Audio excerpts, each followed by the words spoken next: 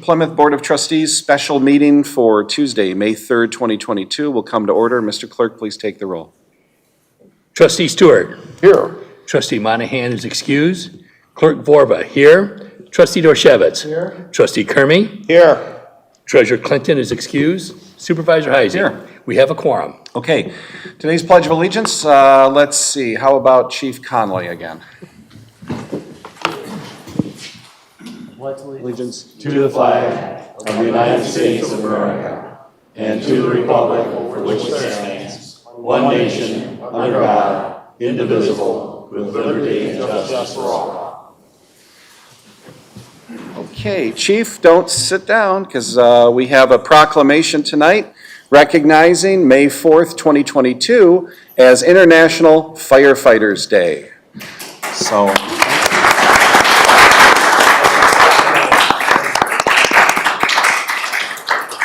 if you can hang that up at the station and make sure everybody gets to see it, that would be terrific. And thank you once again for all of your hard work and that of your team at the Plymouth Township Fire Department. We truly appreciate all of the hard work that you do.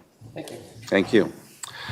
Okay, I need a motion to approve tonight's agenda. Mr. Supervisor. Mr. Clerk. I move for the approval of the agenda for Tuesday, May 3rd, 2022. Motion's made by Clerk Vorva. Is there a second? Second. Second by Trustee Stewart. All those in favor signify by saying aye. Aye. Okay.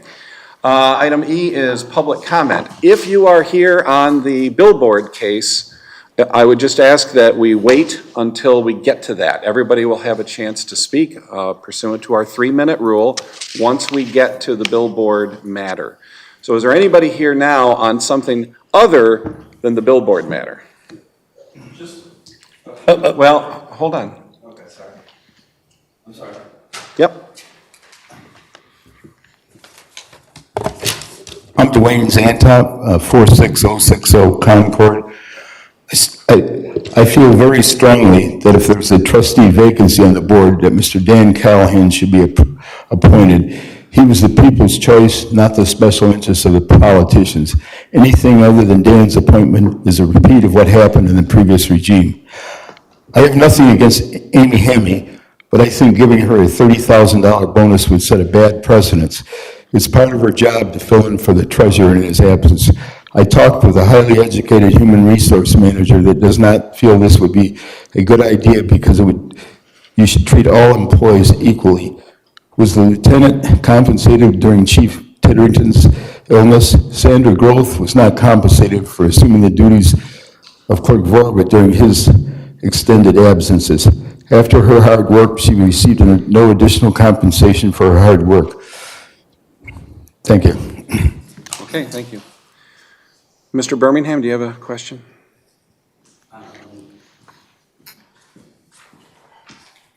Hi, my name is Steve Birmingham. I'm a Plymouth Township resident. I live in Lake Point neighborhood. I just had a question of clarification. Is public comment going to be able to address the individual new business items? No, we always have comment on individual agenda items as well, as long as they are germane to that particular topic. Okay, I'll wait for the individual items then. All right, thank you. Okay, we're going to move on then to item F1, selection of new township treasurer. So as everybody knows, Treasurer Clinton has submitted a letter of resignation effective May 10th, which is next Tuesday. He is allowed to do that under state law. So Mr. Clinton is still treasurer until May 10th.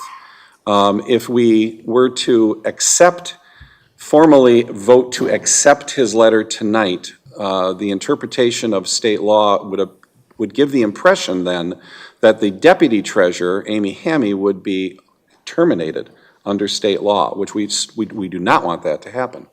So what we're going to do tonight is we're going to Jerry will conduct nominations for the position of treasurer. This individual would then be formally sworn in on May 10th, which is consistent with the resignation date submitted by Treasurer Clinton. Mr. Vorva. Mr. Supervisor, I move that we open nominations for the position of Township Treasurer to complete the term which started at November 20th, 2020 until 2024. Okay, I would, at this time, I would like to nominate Bob Dorshevitz for the position of treasurer.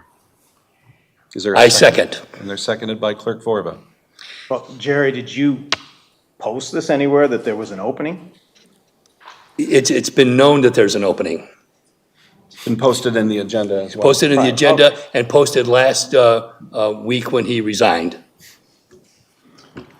Okay, Kind of short notice, but, all right. well, I think it's also consistent with Treasurer Clinton's admonition in his letter that we have to get somebody who can work on the new audit, the summer tax rolls, and as Treasurer Clinton said, time is of the essence.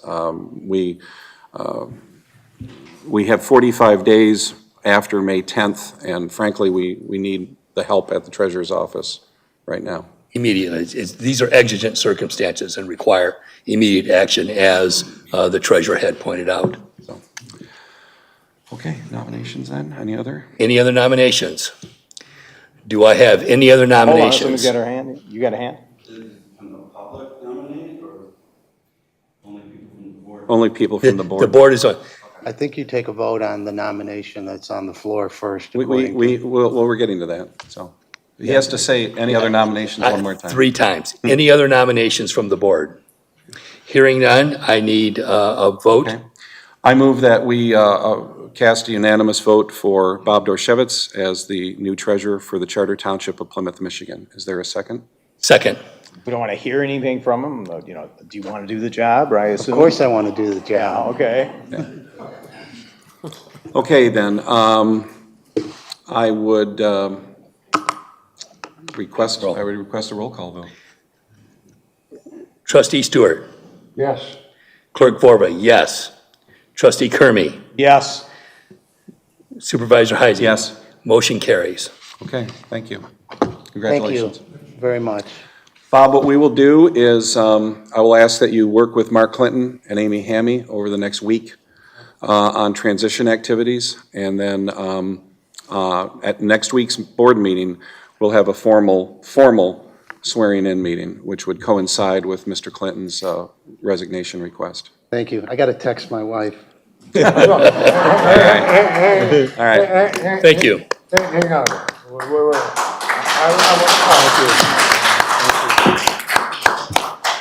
In the spirit of expedience, let's give him a round of applause for 20 years on this board and a 60-year-old, heaven forbid, lawyer who can think for himself. And in the spirit of smooth transition, I would like you to say something. I know you're deeply grateful and honored. I am very grateful. So the role of the treasurer is, the treasurer really has kind of like 3 buckets, if you will. The principal role of the treasurer is to collect the taxes and distribute the taxes, and that's job number 1. So when I was having dinner with my family, we were talking about this role as a treasurer, and my wife said, well, that's the tax collector, right? And I said, yeah. And she said, aren't those the people that used to tar and feather? To which my daughter said, you know, Dad, the tax collectors are the most hated people in the Bible. And to which my son added, that job doesn't seem like it's that hard. Felt the love.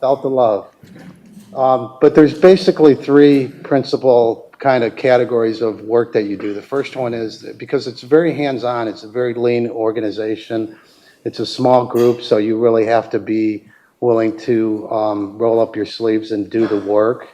You have to be on duty, you have to have coverage, but the primary role is to collect the taxes and distribute it to the various agencies. But then secondary to that is you still have a seat on this board governing the township. So I'll be moving from my part-time position that I've held for 18 years to a full-time position. So I'm very excited about that. And kind of the third thing is that together the full-time administrators take on the tasks of administrating the township based on skills and interests. So, for example, I have a background in IT, so I'll probably, time permitting and with interest in that, I'll probably contribute to that. A recent example was Jerry is an ex-police officer, so he sat on the committee to select the new police chief. But that's basically what the treasurer does. I'm very excited. It's a great career move for me, and I couldn't be happier. So thank you very much. Thank you.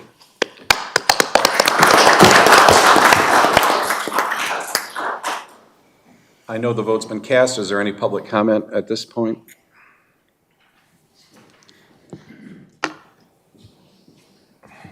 Hello, my name is Steve Birmingham. I'm a Plymouth Township resident. I live in Lake Point neighborhood. I was here 7 years ago when there was an interview on the floor for the position of supervisor. It struck me odd then that a position that was supposed to be an elected official was decided at a meeting like this. Jerry mentioned exigent circumstances. I understand it's a tough position that you're all are in. However, I think more exploration of a solution should have been done. I feel like this has been a rushed process, and I wish that there had been more public involvement. I'm a big fan of everyone who sits on this board.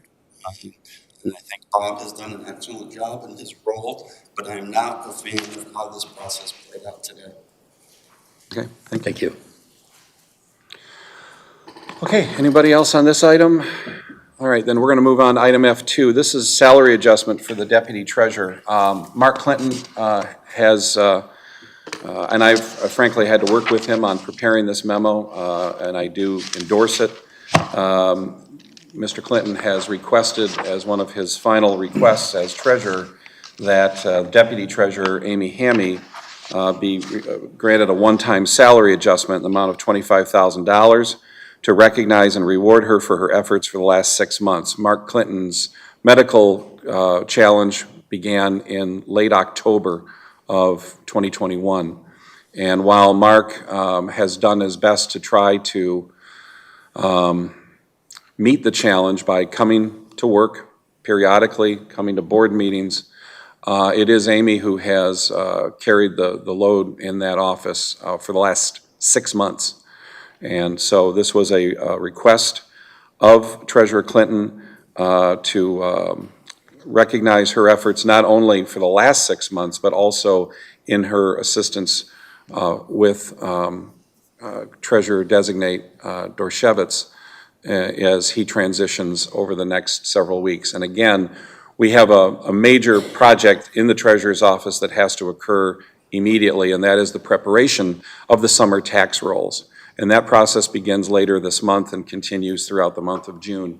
And that is something that Amy will have to play a key role in.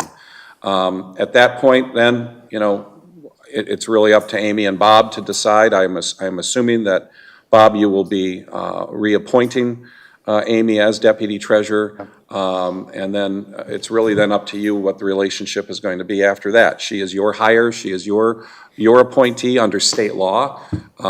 In fact, those are the position of deputy treasurer and the position of deputy clerk are the only two mandated statutory deputy positions in a township government. I can have a deputy supervisor. I've chosen not to. Other townships have done differently, but the positions of deputy treasurer and deputy clerk are both required under state law. So, if anybody has any other questions on this, even though Mark's name is the presenter, I'd be happy to answer any questions, and I've consulted with Mark on this item in the past. So why are we setting a new precedent when Chief, did you give a pay raise to your people? Did they get a pay raise by contract? No, it wasn't by contract, it was a salary adjustment. Turn your mic on. Turn your mic on. All right. I'm sorry, two answers to that question. Yes, in the collective bargaining agreements, there are step-up pays for officers that fulfill the position of a higher rank. And on a personal note, during my absence, Lieutenant Brothers was provided my salary while I was no longer unable to be here. Okay, so that's a labor contract. Well, no, it wasn't a labor No, contract but because, the brothers had a, no, he didn't have a layer of contract either, right? No. I didn't know we voted on that. Brothers has an employment contract. Employment contract, okay. But I didn't remember voting on an increase for him, but we must have done that in some budget amendment, is that right? Yeah, that would have happened, I think, before Ginger started, so. Okay, you weren't here. Is it legal, is this retro pay? Is that legal? Can we do that? It's not retro pay, it's basically a premium pay, comparable to what we've done for the other employees for COVID, using the COVID money. Okay, well, this is, okay, but it is after the fact. The work has been done. No, the work has been done for the last 6 months. It's happening right now, and it will continue for the next several months. I don't know what Amy's future plans are. I mean, I don't know what her future plans are. I don't know what Bob's future plans are vis-a-vis Amy. I mean, she's his appointee. I mean, I assume that they're going to be working together for over the next several months as we prepare the essential functions of the treasurer's office. So But we're not past, current, and future. Well, we're not paying, future, that doesn't make sense, because typically the deputy's job, once a treasurer's, is a deputy's job for the future. So this, the pay rate here is about $65 an hour when you count the base pay plus this is $25 an hour. So it was 1,000 incremental hours worked, probably, right? I mean, we Easily. have not been keeping track of that, but easily. I would say that would be a fair number. And also too, if Amy were to leave the employ of the township right now, we would have to bring a consultant in, we'd have to bring in basically somebody from an accounting firm or possibly from the state to manage the operation, so. And again, this was Mark's Mark's wishes, Mark. so. And we Jerry, got you did that. not give, is it true you did not give any, during your absence for that 1 to 2 years occasionally, you did not give an increase for that? Yes, I think this is an important question, and I'm glad you brought it up, because on Facebook and on emails, and just a little while ago, a particular resident said, my extended absence. There was never an extended absence for my position. Unfortunately, I had an issue back in 17 where I came to work here at a meeting and my pacemaker failed. I reported for work, I came here, my pacemaker failed. And then I had surgery replacing my pacemaker. And then I came back to work. And I have never, ever, not once, missed a township board meeting, not once. And and then after that, I ended up having a severe infection in my pacemaker site where the doctor said, if you don't rip all this stuff out, you're going to die. And I says, well, I think I'll take my chances. I've been pretty lucky so far. And so I was able to weather that storm. Again, I was off in the hospital for a few days and then came back to work and never missed a meeting. After that, I was diagnosed with aggressive prostate cancer, stage 3 prostate cancer. And I had surgery. You're down to like 3 lives now. I had 12 lives. I'm a special cat. You're not the issue. Yeah, no, I'm gonna get this out because it's been out there in the public that I had an extended absence, which is not true. And then, so I had aggressive radical prostate surgery for my cancer. Again, I scheduled the operation between meetings of this board, and I was off for a few days for that, and then came back to work. And then subsequent to that, the cancer progressed further, and then I had to have aggressive radiation treatment. And so I did that radiation treatment, 8 weeks worth of radiation treatment. I did that, and I scheduled it with U of M at 7 o'clock in the morning, every morning for 8 weeks. And so I would go and get my radiation treatment. crap my pants on the way home, and then come back to work in the afternoon, never missing a full day's work, and then making it to every meeting. Subsequent to that, I then had to have drug therapy for the cancer, and I never missed a meeting of this board. Then I was fortunate to contact COVID, and in that instance, I phoned in on a meeting. That was the only time I wasn't present in this board. So yes, I had several instances where I was ill severely, close to death. The doctors thought I was not going to make it. But I came to work, and yes, there were frequent times, but never was it an extended time as the issue we are talking about now, and I was always available to do my job by phone or by coming in person. So it's untrue that I had extended absences from this. So never was I gone more than 2 weeks in those situations. And I was thankful that people filled in for me, but it wasn't necessary to compensate the person under those circumstances. Okay. Any other questions before I'm gonna make the motion on this, so I can do that now, or I can wait if anybody else has any more comments or anything. Okay. Any comments or questions in the audience on this item? This is a current paid employee?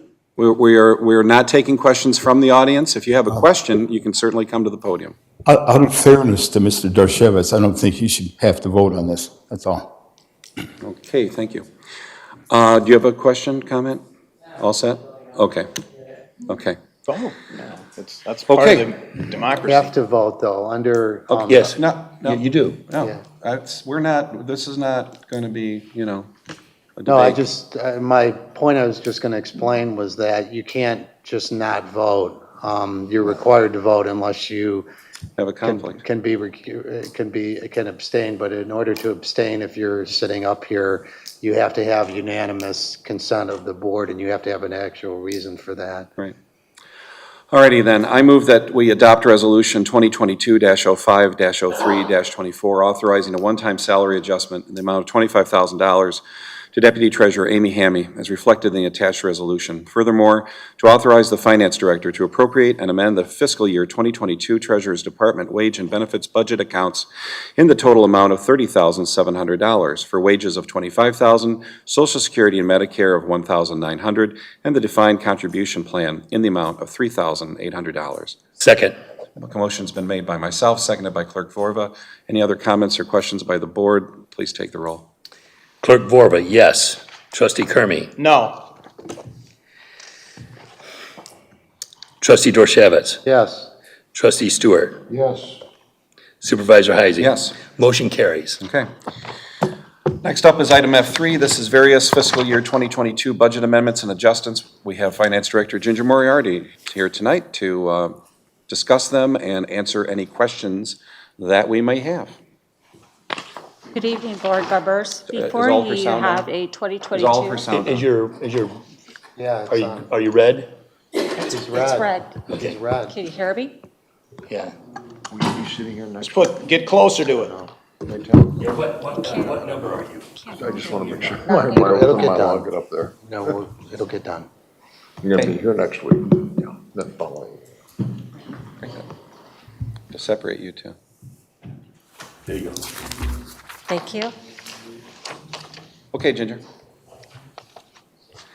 So before you this evening is a 2022 budget amendment. The budget amendment consists of appropriations in the general fund in the amount of $202,900. In the ARPA fund in the amount of $1,375,000. In the transportation fund in the amount of $7,500. In the water and sewer fund in the amount of $24,400.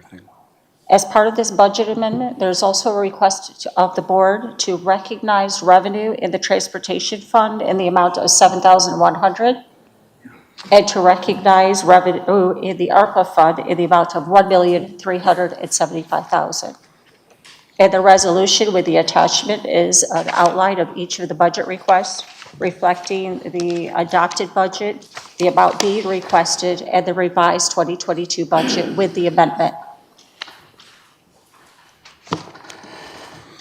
Okay.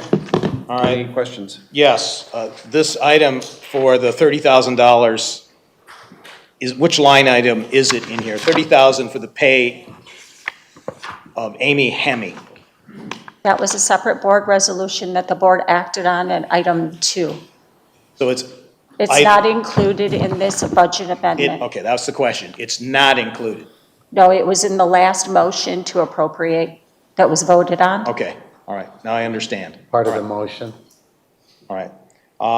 What is the item that's yellow highlighted here, life event? I just highlighted that because as I was reviewing the notes, I wanted to make sure that the amounts that were being appropriated for each individual based on a life event change was we're in the matching wrong- the amount in I know, the we're in the wrong requested spot. budget. I was just showing them it was in the Okay, previous all right. motion. Thank you. So these are changes, so they are increase or decrease? These are increases. The Human Resource Department is in charge of the benefits that are provided, and when an employee contacts the Human Resource Department with a life event change, for example, you see that one individual is going from a couple to a family medical rate, so therefore they must have had a new member of the family that was added, and the premium is being increased. Each year when we adopt the budget based on the employee's current enrollment in the plan, and we don't budget any extra for premium, the possibility of premium changes. So given the premium changes this year that we've received already in January and February, you have before you a budget amendment to amend the budget to compensate for those additional increases due to life event changes. Are you doing withholding on the opt-out for medical insurance?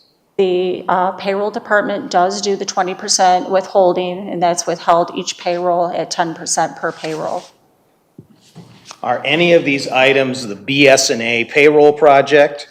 No, they are not. None? Are any of them for the remote water meter reading? No, And they are not. expenditures in here for those? All right. The who? The what? Remote water reading system? Oh, no. Yeah, Those items would be brought before you as a separate agenda Yeah. item. That's a, Right, that's a big expenditure. yeah. So I just We wanted haven't to- we haven't even talked about how we're going to implement that yet. All right. So BS&A, you are not spending any money on that payroll system yet? That $80,000 plus? We have not entertained any solicitations at this time for a payroll Okay. module. So that's still on hold? It is currently still on hold at this time until administration decides to move forward with the project. Good, thank you. Okay, any other questions from the board? All right, I'm gonna, Jerry, John, you want to do this? Okay, go. Oh, wait a minute, let's, any questions from the public on this item? It's pretty mundane. Okay, go for it. Recognizing these are necessary and accounting adjustments, I move that the Board of Trustees hereby adopt resolution number 2022-05, the Finance Director to amend budgets for general fund of $202,900, ARPA fund of $1,375,000, transportation fund $7,500, and water and sewer fund of $24,000, to appropriate fund balance for all funds requested in the amount of $1,609,800, and to recognize the transportation fund revenue in the amount of $7,100, and to recognize the ARPA fund revenue in the amount of $1,375,000 to the accounts as outlined and attached. Okay, motion's made by trustee Stewart. Is there a second? Second. Second by clerk Forva. Mr. Clerk, please take the roll. Supervisor Heisey. Yes. Trustee Stewart. Yes. Trustee Dorchevitz. yep, Trustee Kermy. Yes. Clerk Borba, yes. Motion carries. All right, thank you very much. Okay, next we're going to take up item F4. This is a discussion on the M14 billboard appeal request. So I want to just set the stage for everybody here, because I know, as with so many things that happen in the township, we've had a lot of misinformation and disinformation and frankly slander by certain members of our community. None of you folks here tonight, don't worry. We know who she is. And it's very disappointing, to say the least.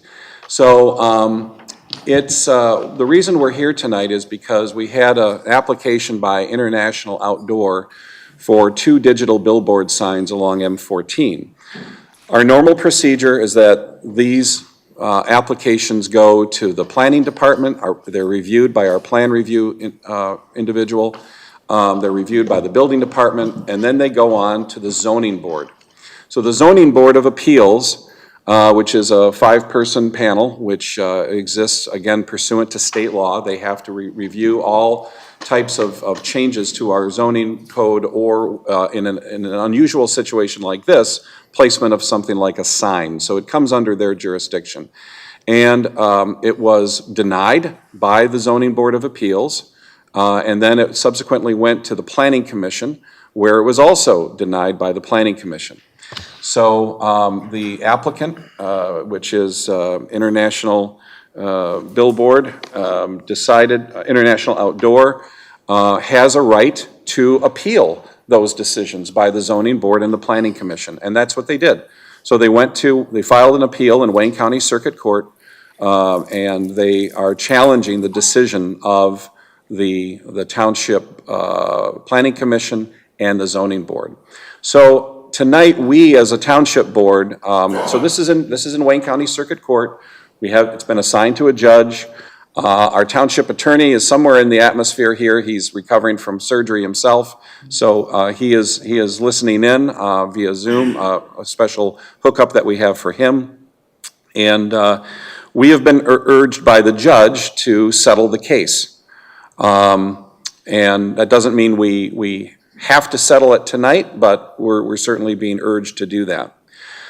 When we look at a situation like this, when we look at a case like this, we have to look at the law, which in our case would be the zoning ordinance, our planning ordinances. We also have to look at state law. We also have to look at federal law, because outdoor advertisements do come under the interpretations of the First Amendment of the Constitution. So we are looking here we're looking at local, state, federal law, and the U.S. Constitution. It's very, very complicated. And we have to take all of those facts into consideration as we make any decision, however we want to move on this. Compounding the matter is the fact that we also, Plymouth Township in 2013, entered into a consent agreement with CBS Outdoor, which is another billboard company. Those are the billboards that are on M14 and 275, the digital billboards that are up there right now. When CBS Outdoor, and I think the other company was Lamar Advertising, when they came to the township, we objected again. The previous zoning board, planning commission denied. They sued. And this time they didn't sue in Wayne County Circuit Court, they sued in federal court, which is even more profound, if you will. It carries much greater legal weight. And so they settled with the township. The township board, upon the advice of their attorney, agreed to a consent agreement with those 2 other billboard companies. So we are still bound by that agreement, and that agreement is still very much at play in this analysis, okay? So we have the law, we have the facts, and the facts, we're going to get into the facts tonight too, because this billboard is unique in some ways. But we also have to be mindful of the fact that we have that federal consent agreement hanging out there, and that has definitely impacted our legal ability to do what we want, okay? So we are bound by that as well. And the attorneys for the billboard, for International Outdoor, they're well aware of that. It's public record. It's part of our agenda package tonight. So, I mean, we acknowledge that consent agreement is definitely out there. So what we would like to do tonight is, as a board, basically see if there is any room for any kind of settlement, or at least an accommodation that can be made. In order for us to understand that, we need to understand the facts, and then we need to apply the law. We may go into closed session after this meeting to debate and decide on what our next course of action is going to be. And we have the right to do that under state law, because this is considered pending litigation, okay? If we go into closed session, when we come back, there's not going to be any dramatic announcements or anything like that, because that will be, we'll vote to ratify any decisions that are made within the closed session. So I guess my point is, don't stick around if we go into closed session, because it might be a while. What we're going to do first is hear from the applicants, and then we will take testimony from the residents, if you have any questions or concerns about this. Bearing in mind that we've already had testimony at the zoning and board and planning commission level. I do have to enforce the 3-minute rule. The 3-minute rule for public comment is done as part of our board rules and procedures, which we voted on at the beginning of our legislative session.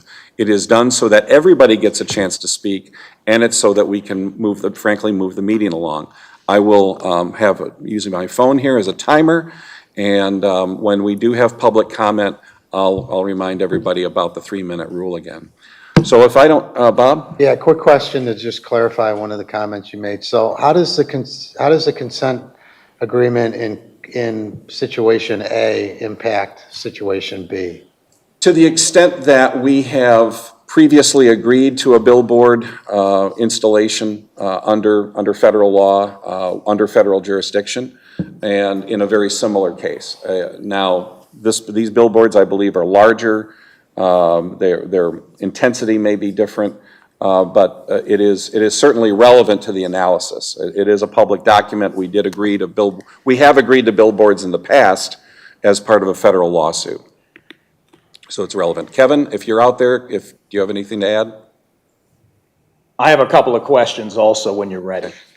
Can't hear Kevin. So. What I would add is that the fact that there is an existing consent judgment could conceivably bring in equal protection issues. Okay, very good. Chuck? Who is the circuit court judge? Kevin, who's the circuit court judge? As of now, it is Annette Berry, who is Trustee Monahan's sister. My understanding is that Judge Berry is going to or has disqualified herself as judge, and it will be reassigned to a different judge. Okay. And the second question is, were residents notified as part of any ZBA or planning commission meeting? And which ones were? It was the 300-foot rule? Was it the 300-foot rule? And who's going to answer that one? I would defer to the planner on that one. Are they online? Laura's online, isn't she? Should be. Yes. Yes, Can you well, guys hear me? So Laura, everything was noticed up in our usual manner? Correct. The state act doesn't require that it be notified for the planning commission, but for the zoning board of appeals, it was published in the paper, as well as residents within 300 feet of the property boundaries were provided at least 15 days notice. okay, 300 feet doesn't include Oak. What is the name of the subdivision? Rolling Oaks. Rolling Oaks, because it's across the freeway, which is more than 300 feet, is that correct? No, is that more than 300 It's feet? a 300-foot radius that's calculated through a mapping software. Okay, so they did not get it. I can't confirm that. The building department sends those notices. There was also a public notice that was posted at Township Hall, and there was also in the newspapers and also in the agendas for the zoning board and the planning commission. May I? Mr. Stewart. When was this case filed? Early this year? I don't know. Kevin, when was the case? It was filed within 30 days. It was filed within 30 days of the time that the zoning board of appeals minutes for that meeting were adopted. All right, so it was last year, because the ZBA What is, was the date of the filing of the circuit court appeal? And it was assigned to Judge Annette Berry, which it's a black and white issue. There's no way she can hear it with her sister sitting on the board of trustees here. So it has not been assigned to a subsequent judge. Forgive me, I'm a real practicing lawyer who goes to court once a week at least, in front of judges. and I go in person, or I gotta be ready for a Zoom hearing with a judge. So I wanna know those facts. When was the case filed? What was the date? Kevin, do you know the date? I can get it if you give me 1 minute. We can wait. What? We can wait. He's gonna look it up. That hasn't been put. The ZBA. This year? John, the ZBA was November 4th, the meeting of 2021. But they approve, they have to approve the minutes first. And that when you're filing an appeal of a zoning board decision, the minutes have to be published, not published, they have to be written, and approved by the zoning board. Which would be the next So meeting. the zoning board did not approve the minutes until early January, which means that the lawsuit was filed sometime in late January or February of this year. When did it come to the Lawsuit was planning filed on commission? January 26th. January 26th. When they filed the lawsuit? Yeah. And did it come to the planning commission? I'm trying to remember. I don't remember. It was before that. Mr. I was Boyd here. is here from the planning commission. Do you remember what day they came to the planning commission? I believe it was in both the July and August meetings. July and August meetings? I think you're right. He appeared twice. Okay. Do we have a circuit court case number? Yeah, we do, We John. do. I mean, you can look those up online now. Yeah, I know. Relevance. Relevance is status of that case, and so this is just a preliminary introduction as to what you would like to do. No, we are being encouraged to settle the case based on the law, the facts, and past practice in the previous federal consent judgment. It's up to you guys to do that, if you want to do that. We're just talking about it. We're talking about it. John, in the packet, under case number, it says -AV. Well, that's not the case. So it's blank. No, you have. Well, that's, yeah. It's because that was when it was filed, and it's not assigned a case number when it's filed. Okay. So But there is a this case number. is real The new. case code, the AV is the case code. It indicates that this is an appeal of an administrative agency. That's a code. Yeah. So this case is real new, in my mind, Well, yeah. Mine too. Okay then, no other preliminary questions, then let's bring the applicant forward.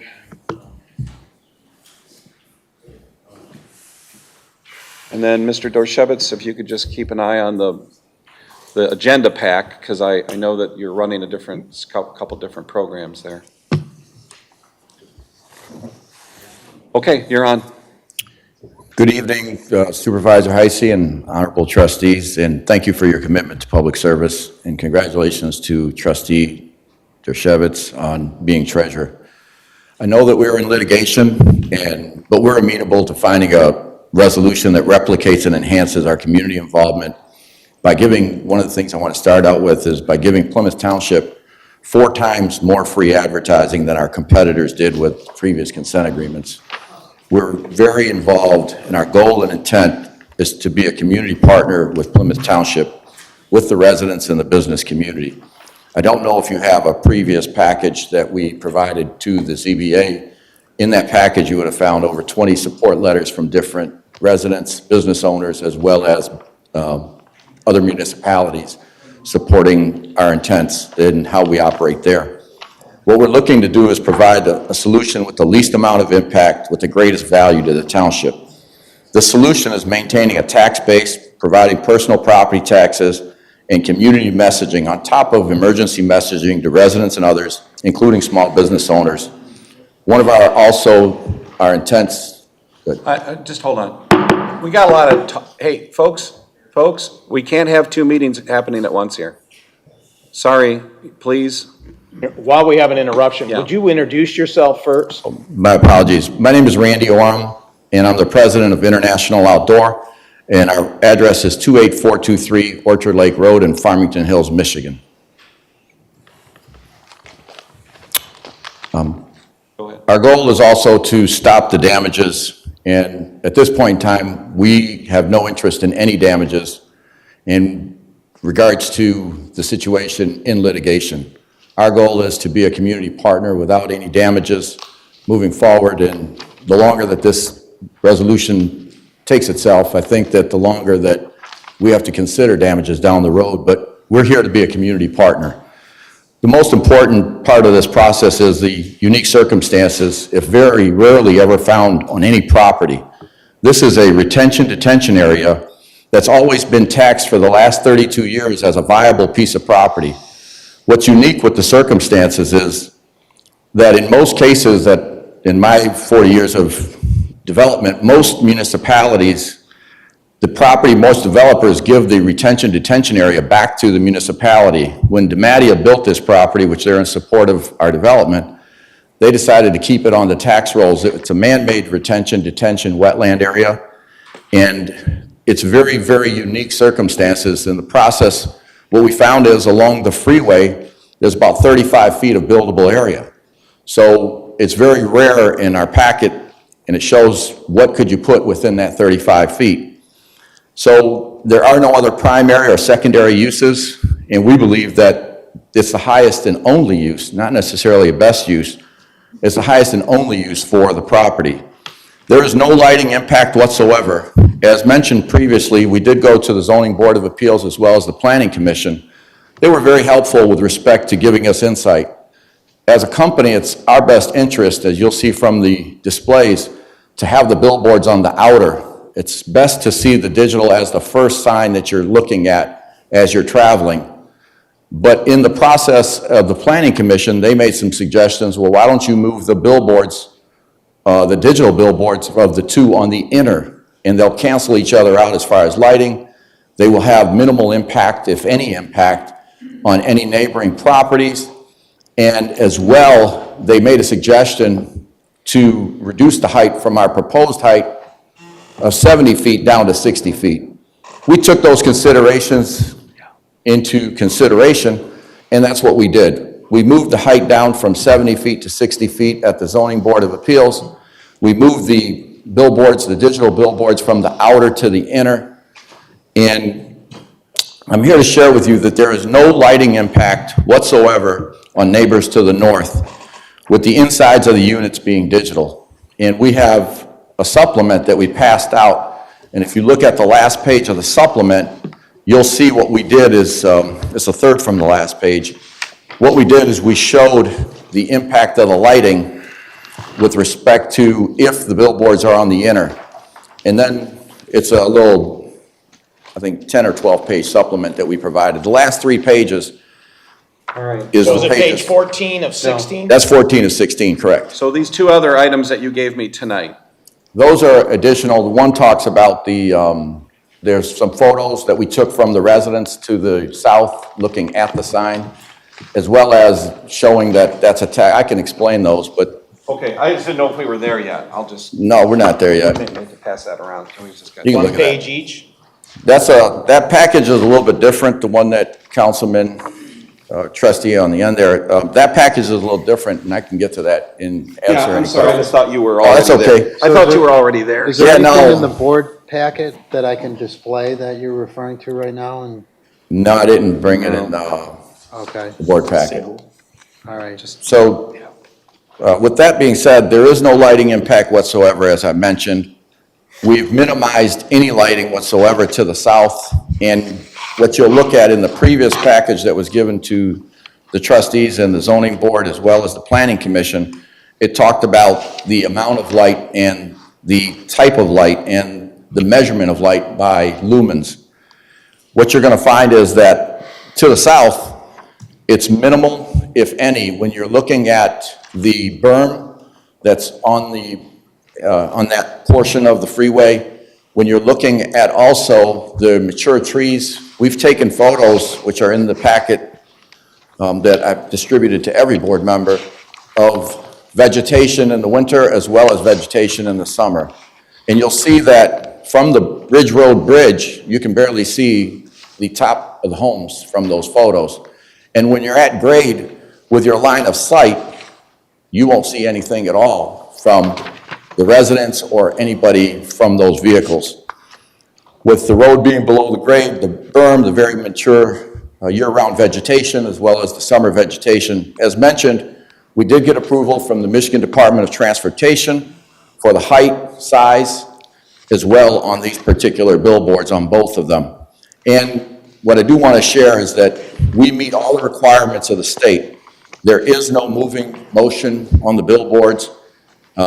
The average that MDOT looks at is 5 seconds of viewing, which is 500 feet. The billboard to the homes to the south is 500 feet plus, as the trustee was asking earlier. It's over 500 feet from that. And then you're looking at the freeway, you're looking at the street lighting, as well as you're looking at a mature berm to the south. And it's the minimum amount of visibility. The billboard, again, as I mentioned, is new technology. Two of them, as part of the settlement agreement with Plymouth Township, two of the billboards on the inner that we're proposing, which is on page 14 and 16 of the package that you have, would be digital. And in that process, what we would be doing is the new LED technology, it represents a newer, more efficient manner to change the sign facing and the advertising copy. As well as, one of the most important things, we are proud to be a partner with the Wayne County Sheriff, with the Michigan State Police, with the Township Police Department as well, in cases of emergency. We can set up, if it's off hours, we can set up where they can take over the billboards overnight at any time. We already have that set up right now with the state police in cases of an emergency.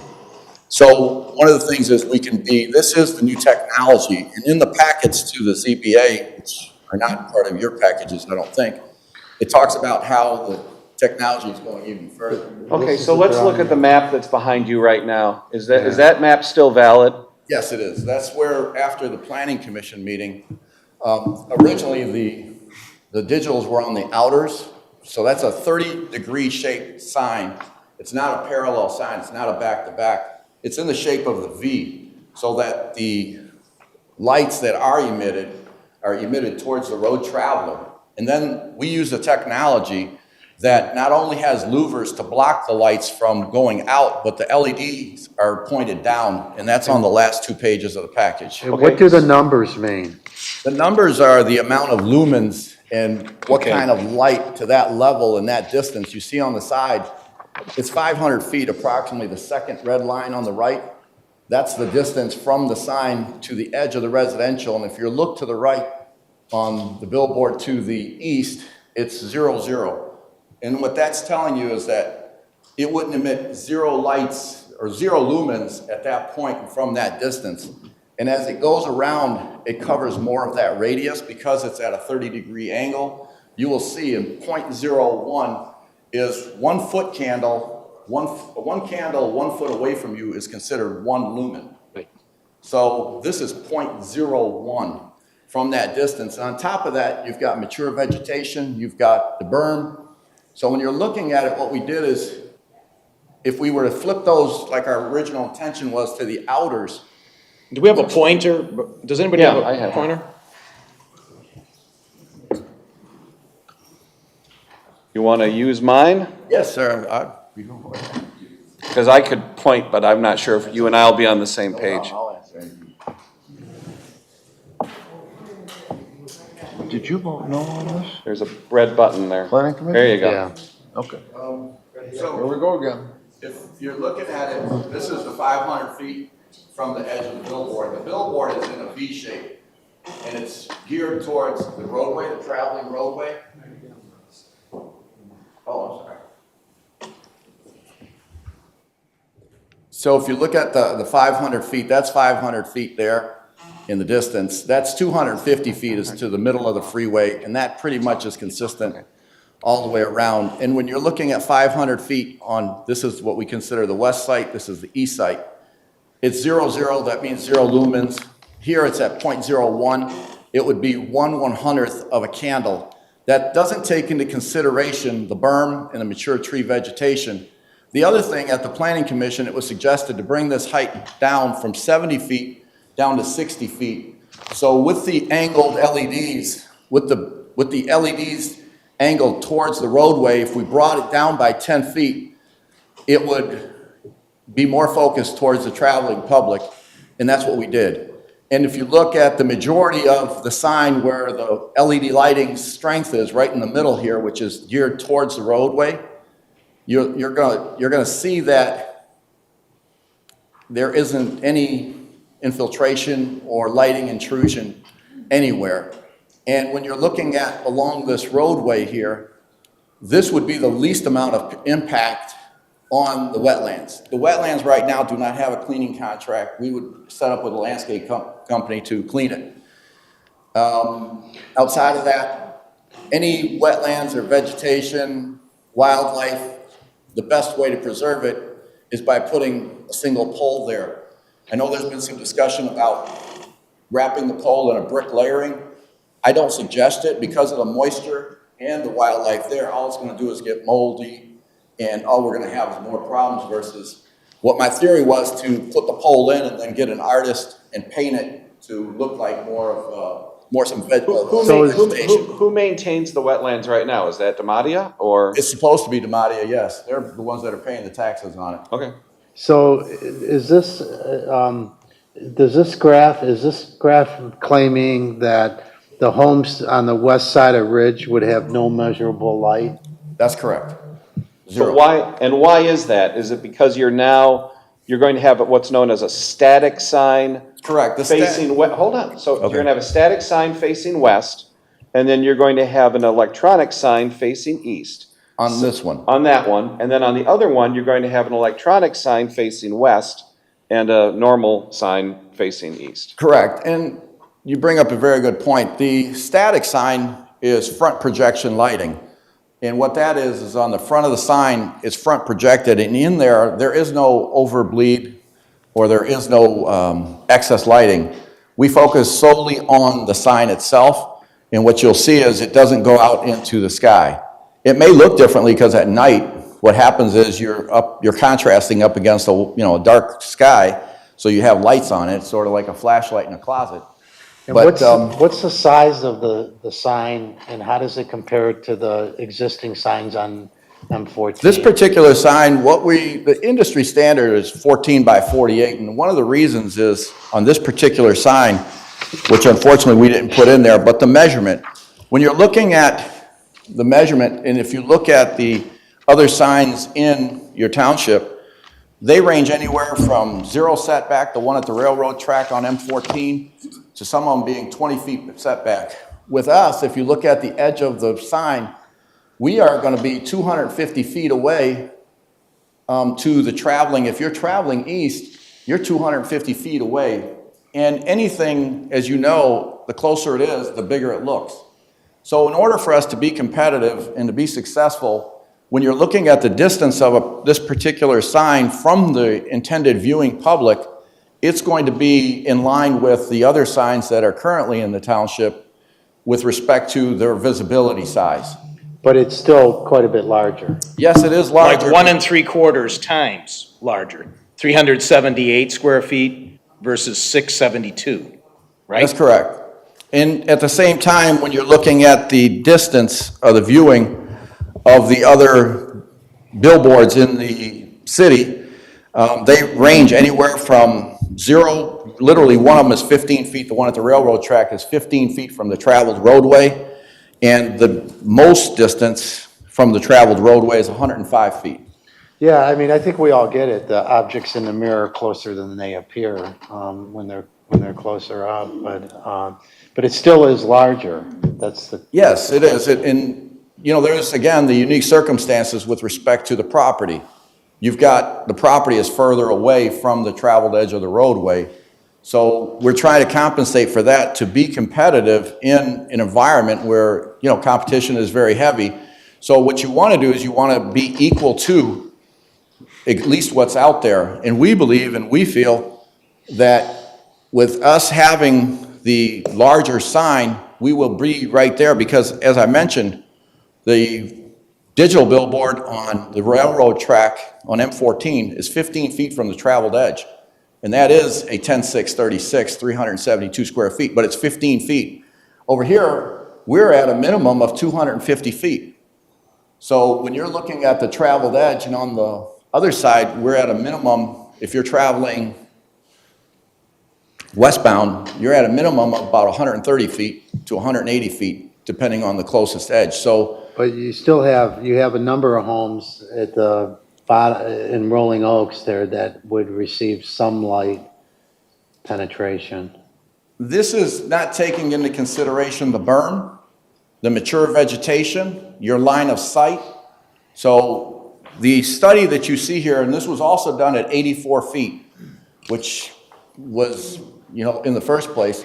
So when you're looking at reducing that by 24 feet, we couldn't get another lighting study in time for tonight's meeting. That will reduce it with the angled LEDs and the louvers to stop any lighting infiltration. So while this is considering the 0.05, which is, 5/100ths of a lumen of a candle at a foot away. That's not taking into consideration the burn and the mature vegetation. So when you're looking at that there, and no matter which way you look at it, if we went the other way, which we believe that this was a suggestion taken from the Planning Commission, and I gave samples in the package that we passed out, if we were to reverse the signs and go on the opposite direction, I believe that it would be more, this is the least amount of intrusion on the lighting. But, we're here to see what it is that you would like. Any comments? We believe that 60 feet is to the top of the sign. The sign is 14 feet tall, so it would be 45 feet to the bottom of the sign. The trees that are along that ridge there are probably all 20, 25 feet, anywhere between 15 and 25 feet. So we need to get above the trees that are already existing. And then, What is this on the east sign on page 10 of 16 of the bound handout? Tell us what that is, because the lumens is greater, so I wanted to understand what it is. well, what we did there is on page 10, that's what I was sharing with you. That's not in the packet here, though, right? No, that was a That's study in that this we did. bound handout. Yeah, it was in the handout. And what that is what we did is if we were to move originally that's what we consider our east sign. If we were to move the digital billboard from the left side to the right side, that would be your lighting study. From the left side to the right side. So if you flip the billboard from one side to the other, the digital, instead of the inners, instead of the billboard being on this side, it would be on this side, the digital. So this side is a static. This side is a static. This is a digital. This is a digital. If we flip this unit to this side, that's the lighting impact in yellow. So it would leak more light into the subdivision to the south if you did that. Not really. The numbers are Not greater. from what I see on here. It really just flips it to the other side. Oh, these numbers are greater on page 10? I'm trying to understand it. So No, I'm they're looking to not. you to explain. If you flip these numbers and you flip them to the other side, at least from what I'm looking at, they're pretty much the opposite side. Are you The looking numbers at page don't change. 10? Yeah. Yeah, I am. Because if you look at, That's not page 10 that I'm looking at. Page 10 of 16. no, it's not in there. No, this is a different, This is a different image. slide. Yeah. This is what This he is gave out us of the tonight. board Right, packet. And that's what you're looking at, yeah. You didn't happen to bring this electronically, did you? No, I didn't. I'm sorry. Oh, okay. They asked me to put it on a USB and I forgot. So what we're looking at on the page 10 of 16 shows, what are you telling us with this? If we That more flip lights it- going to the east now? Well, no, it gives you an artist rendition and a study with respect to page 10 is the billboard location to the east, that's first. Second, it's facing west. If we were to take that billboard from facing west and we moved it to facing east, that would show you the lighting intrusion. Okay. So, But you don't want to do that. no, it was at the Planning Commission that they suggested, we originally proposed what you're seeing on page 10. The Planning Commission came back and said, we want the least amount of lighting intrusion, and we would suggest that you move the digitals to the inner versus the outer. So page 14, which is on the board up there, Right. is Is now the the base change. plan. That's the Correct, new- that was This is based the on the, alternative plan has now become the base plan at the recommendation or suggestion of the Plymouth Township Planning Commission, right? correct, and it was pretty much when we went to the zoning board as well, that was what we proposed. And that just kind of shows you on page 10, and then on the other site, we also did the same thing for the other site. but you'll see on page 11 of the handout, the mature vegetation and the berm. You'll see that we took photos and taking into consideration from the streets in those subdivisions on Oakwood Court, Orchard Court, Oakland Court, and Pleasant View Court. And what we did when we took these photos is we hired a crane and we put up a big panel at the different levels, and this was done at 70 feet. And we couldn't find any part of the panel whatsoever at either site. 70 feet is the top of the board? Top of the board at 70 feet. So how did you measure that? Did you bring out a crane? Yeah, we brought a crane to the east, and then we got a measuring stick to the west, and we tied the measuring stick with tie downs with flags all the way to the top on the west site. Okay. But we couldn't, and we took pictures of both sites from both subdivisions, and Tall Timbers Court, Tall Crest Court, we took 4 pictures there in Tall Timbers Court. We couldn't find any sign from any angle at grade level to try to even see any part of the sign, the top of the sign. And page 15 and 16, I think, also talk about the technology, and those are just briefings. Those are the lighting technology, which is angled LEDs, and they have a louver to stop any any extra light emission. But the LEDs are geared towards the roadway, so that when you're looking at it, the LED is pointed, and an LED is different. A lot of people think of lighting as a fluorescent or a incandescent bulb. An incandescent bulb glows out. LED lighting is a directional lighting, sort of like this thing here. This is really an LED light. We're familiar with that. We have a ball diamond at Township Park that was installed about 6 years ago now, and it uses LED lighting, and it points right down, and there's no diffusion at all. Yeah, and that's pretty much the newest technology. And Daktronics, the provider that we have, is the only person right now in the country that has this technology that they patent, and that's what we utilize. And pretty much, from there, the technology, we've taken into consideration what we proposed, without any detriment to the public and minimal. And our goal is to, the intent is to continue to work with the community and minimize anything. In the process, I think what you're going to find is the street lighting is more lighting than what the billboard's going to protrude. The only challenge is when you're getting, thousands of these lights put together, it may look more dramatic. But with the berm, with the mature vegetation, from the ground level, without going into the neighbors' backyards, we couldn't see anything. And the berm is probably a good 8 to 10 feet, and then on top of that, you've got the mature vegetation. And understand that when you're looking at the particular, here, you're going down, you're traveling in a downward motion, and you're coming underneath the Ridge Road. So on this side, you're going in a downward motion. On this side, you're going up. And so your line of sight for a viewer is pretty much, on this side, you're traveling downward. On this side, you're traveling up.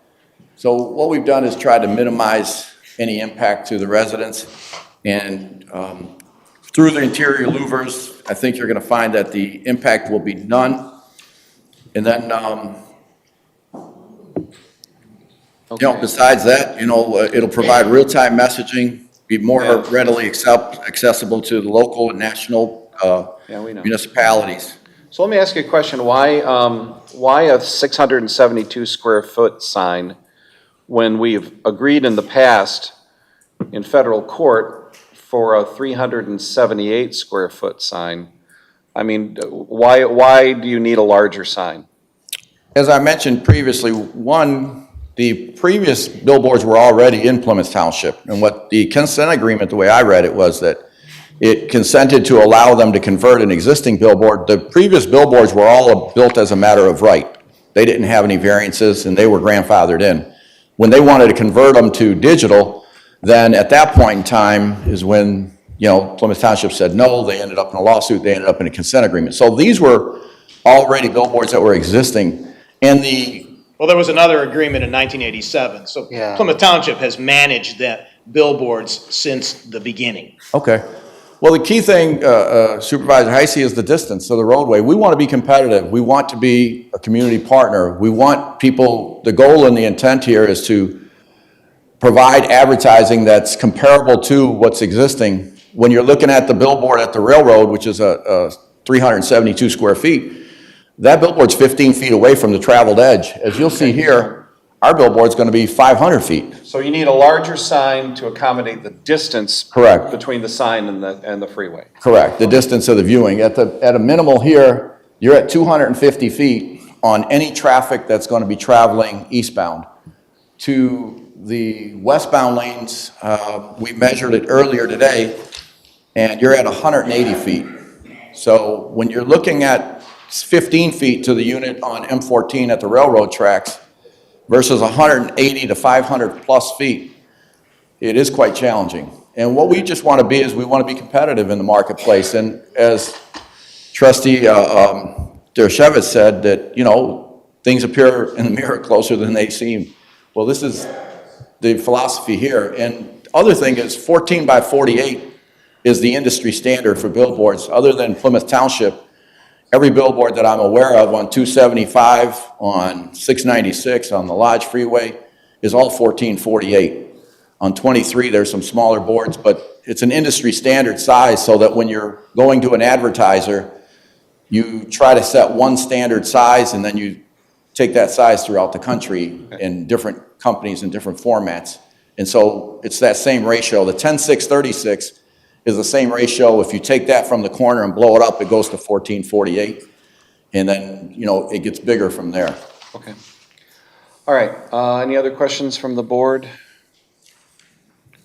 Okay, we're going to just ask that you have a seat, and we're going to take some comments from the public as well, okay? Thank you for your time. All right, so at this point, we're going to open it up for public comment. I'm going to remind everybody about the 3-minute rule. I'm going to, thank you, I'm going to set my clock here on my phone, and then you'll hear a sound at the end of 3 minutes. That's what's done, I think, at the Planning Commission level right now as well. Okay then, anybody who would like to come forward, questions? Hopefully we've answered some of them, but certainly if you have any other questions, comments, yeah, go ahead. Yeah. Just need your name and address, that's all. Just get right, yeah. Cheryl Martin, 1436 Delancey Circle. People at home won't be able to hear you. Get closer or remove the mask, please. Cheryl Martin, 1436 Delancey Circle, Canton, Michigan. Thank you for your enlightening us on your billboard information. Couple of things, environmental impact.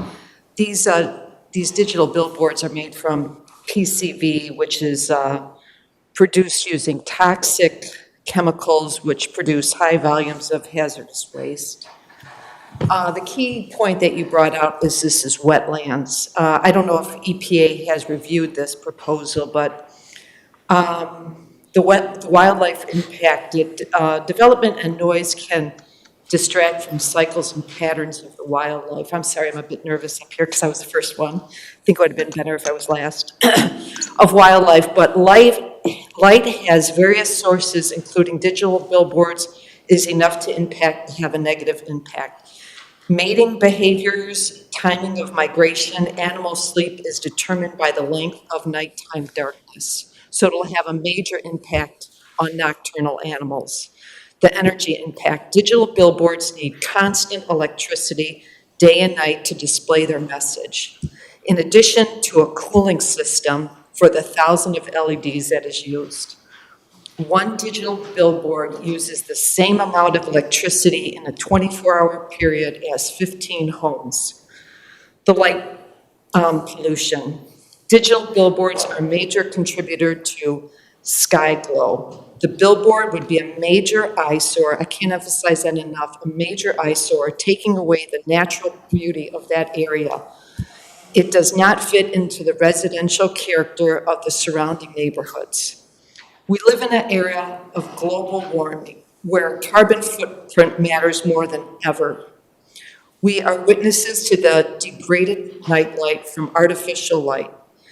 80% of Europe and 50% of the US experience perpetual twilight. Please take into consideration all the nocturnal animals that reside in the wetlands and vote no. Their voices need to be heard as well. Okay, thank you. Thank you very much.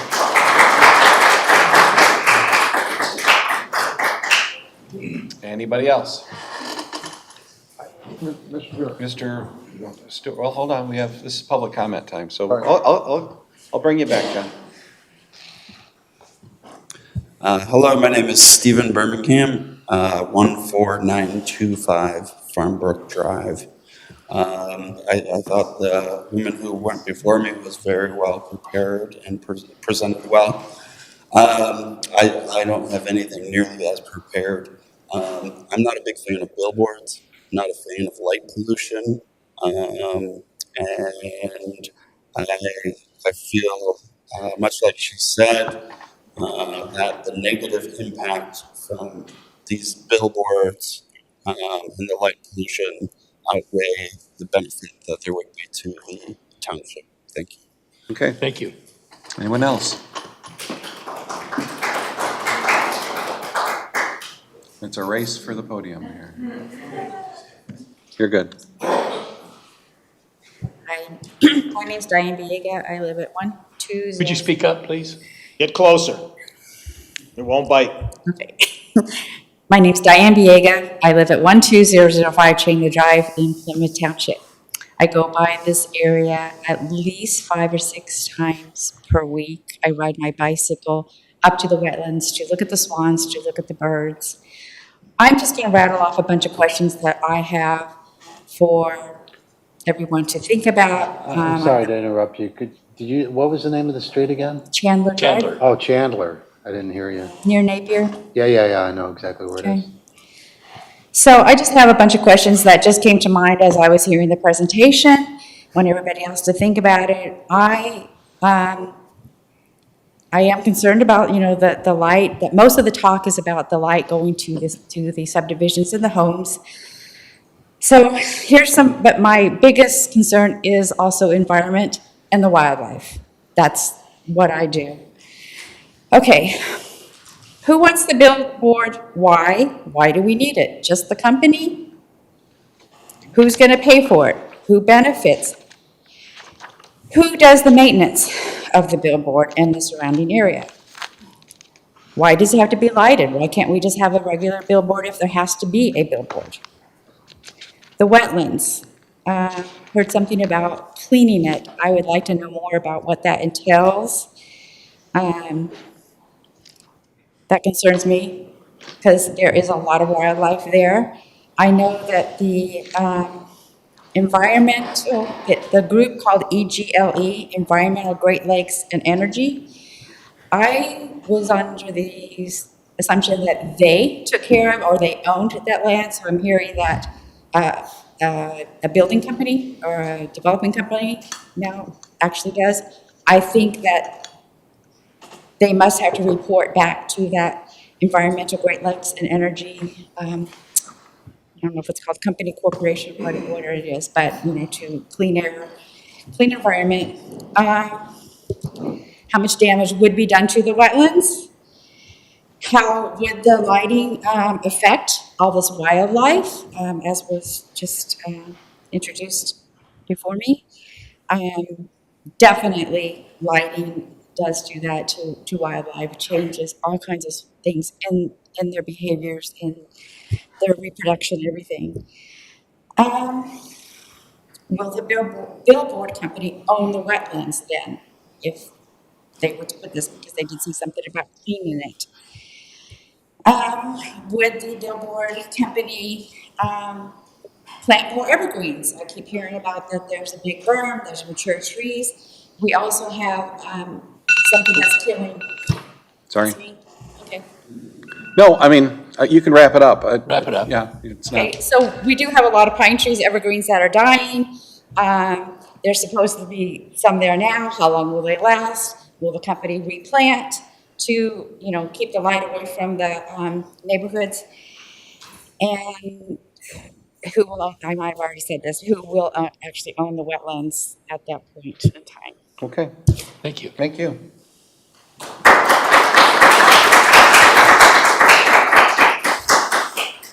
Good evening. My name is Brad Jurek. I live at 12273 Hillside Drive.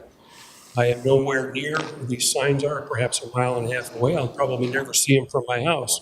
But there was a couple of comments I wanted to make. One is the LED lights at the baseball field in the park. I see them from my house. Yeah. And I'm more than 100 feet, 400, 500 feet away. Okay. I'm just saying, there's Yeah. reflective lights. On the boards that are facing either east or west that are not LED, there's a lot of reflective light that will come off those, even though the LEDs are pointed up.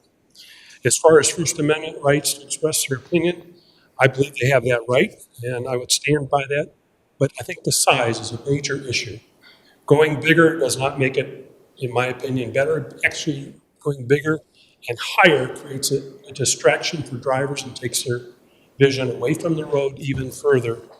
The bottom line is that when I look at this and I say, is it going to improve? Who's going to benefit? Well, I have to question if Demadia owns the property and they put these boards up, does that increase the value of their property and therefore we get more taxes on it?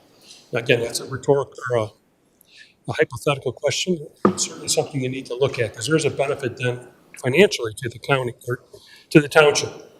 So there's a couple things, sorry for being disorganized, but I'm making this up as I go along based upon what we just heard. You're fine. And I don't believe that a billboard is going to benefit the community in any way, shape, or form, and that's why I'm up here. But the last thing I want to point out is there was two pictures in the handout that was posted on the website. One was showing a picture from Ridge Road looking at the subdivision to the south. That's about 25 feet up in the air. Now take that same picture from 70 feet or 60 feet or 50 feet, right? What happens? I bet you can see the doghouses. Okay? So I think that's something to take into account from this point. Again, I don't know the math or the angles and all, but I think that there is something to take a look at to make sure that we're not interfering with the property values or the vision that people have in the properties to their south. So again, Okay, thanks.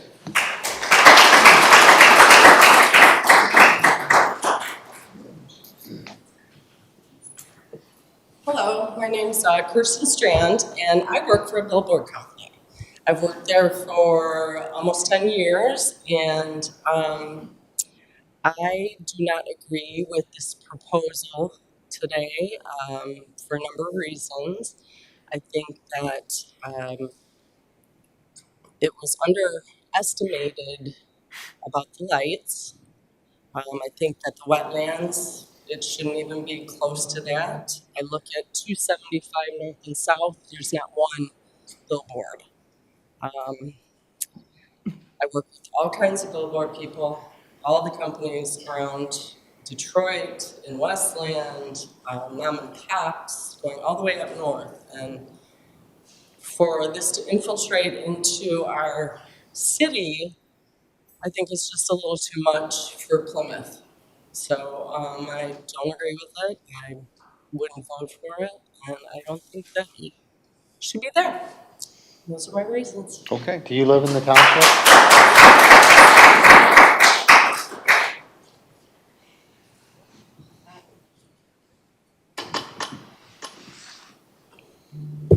Hi, my name is Stephen Walters, 13607 Hilltop Drive West. Have kind of more questions than I do statements, and some of them are very similar to the fine gentleman who's just in front of me. But again, how high is the Ridge Road where you took that photo? I think the average clearance of this overpass is like 15 feet, so maybe that's taking 25 feet. The top of that sign at 7 feet, you always saw the photos up here, are going to be completely visible by everybody that lives in Royal Crown on those cul-de-sacs from their bedroom windows. That's I don't care about light. You're going to be staring at a billboard in your backyard. You also talked a lot about how much light was being given off from the illuminated sides. And that again was referenced by him. We didn't see anything about how much light was given off by the static side. And the way light works is for you to be able to read it, something is bouncing off that billboard. So all the conversation about the light hitting the billboard it's bouncing back off, and everybody that lives in Plymouth Hills, and that area over there, they have to see that sign. They're going to be reading the static side of that sign from their yards, no doubt about it. You also mentioned that at the far extremes, it's going to be like 0.01 movement. Is that enough for the people in Rolling Oaks to actually read that sign? I'm asking the question. Are those people physically going to be able to read that sign from their backyards? We talked about light output. It's a simple question, yes or no. You don't know if they're going to be able to read it? Right now, let's just kind of keep it focused on the board here. I see Mr. Arm's taking a lot of notes, so maybe he'll answer some of these questions. We've heard pitches like this before. Things go up and it's not as seen. What's the penalties that are going to be inflicted on Lamar and CBS if all this presentation isn't true? If we get more light off here than what they're claiming, what penalties are going to be invoked? I know you explained the signs and the size and the height you want because you want to be competitive. Personally, I don't care about your competitiveness at all. I don't care about you as a community partner. I don't need you. What I care about is all of our property values.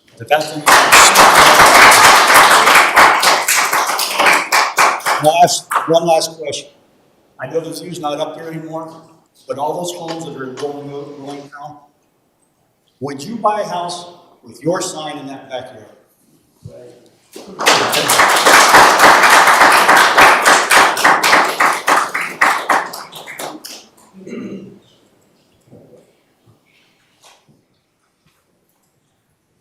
Good evening.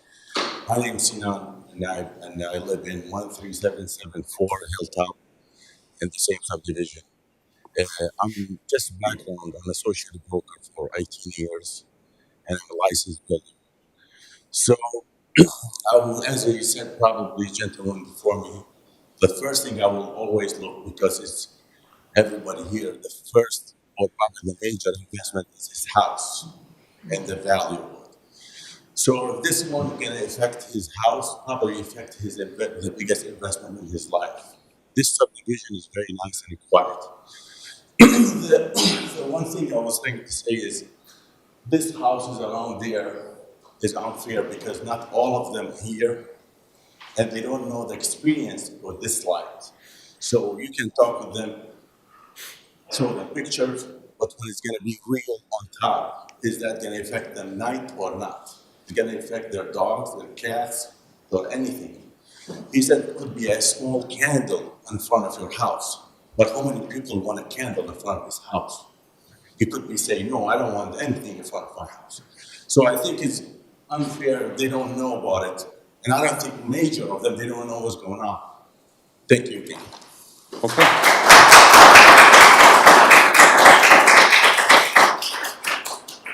Anybody else at this point? Sure. And I know there's one more speaker who just had to use the restroom. Okay.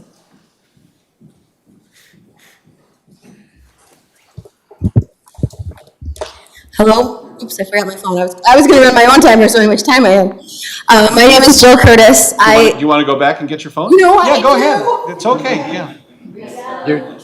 Your time will not be deducted. Your time will not be deducted. Do I have to run? No, you don't even have to run. Okay. I can see my house in those pictures. Yeah. Okay. Let's see here. Okay, you ready? Almost. I Okay. need my timer. All right, we got it. All righty. All right, and I want to thank you guys for giving us the opportunity to address you tonight, trustees. Those of you that responded also to my email. My daughter actually is at the Michigan Philharmonic Youth Orchestra tonight. It's her concert at 7 o'clock. I'm not there. I'm missing that because I'm here. Because this is important. It is really important to me that she's able to look out her bedroom window and it doesn't look like flipping Las Vegas. Okay?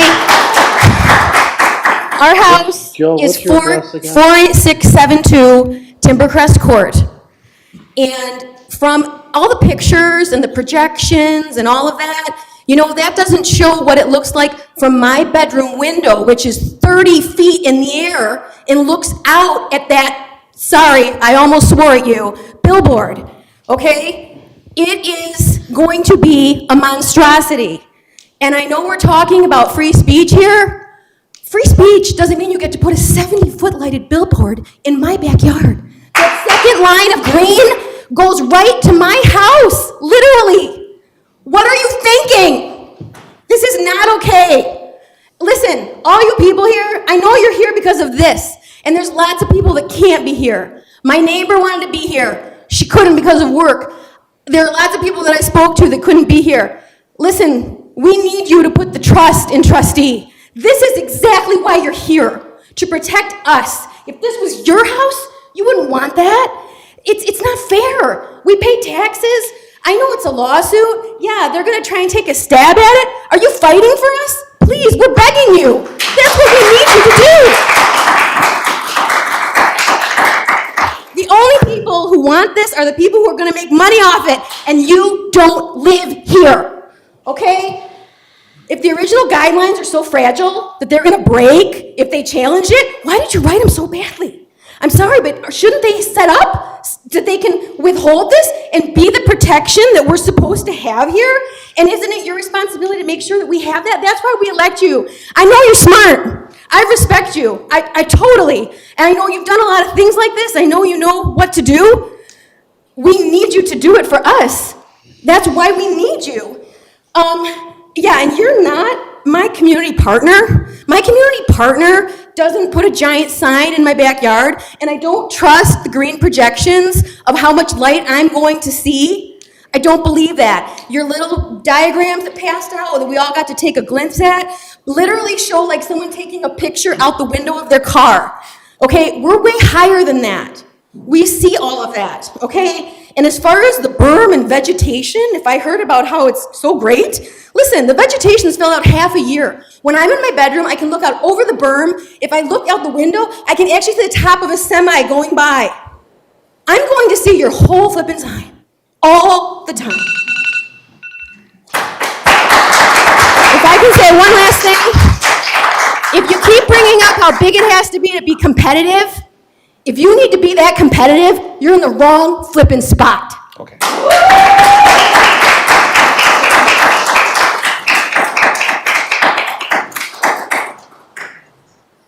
You know, she's right. Okay. I'm Joe Ponslock. I live at 48684 Timbercrest Court. I'm an next door neighbor.